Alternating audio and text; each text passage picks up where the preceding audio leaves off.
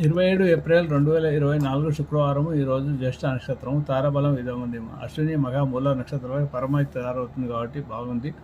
భరణి పూర్వ పలుగుని పూర్వషాఢ నక్షత్రాలకు మిత్రతార అవుతుంది కాబట్టి బాగుంటుంది. కృత్తిక ఉత్తర పలుగుని ఉత్తరాషాఢ నక్షత్రాలకు నైదం తార అవుతుంది కాబట్టి బాగాలేదు. రోహిణి హస్తాశ్రవణ నక్షత్రాలకు సాధన తార అవుతుంది కాబట్టి బాగుంటుంది.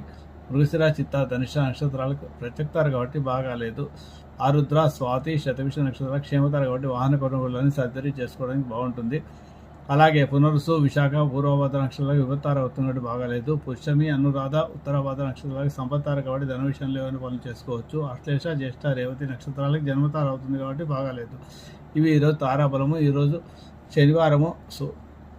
దుర్ముహూర్తంలో ఆంజనేయ స్వామి తమలపాకుల వెన్నతో ఆరాధన చేయడం వల్ల మీకు జీవితంలో వచ్చే అనేక సమస్యలకి పరిష్కారాలు లభిస్తాయి. అలాగే ఈరోజు సంకష్ట చతుర్థి సాయంకాలం వినాయకుడిని గరగతో పూజించండి. కొబ్బరితో దీపారాధన చేయండి. మీకు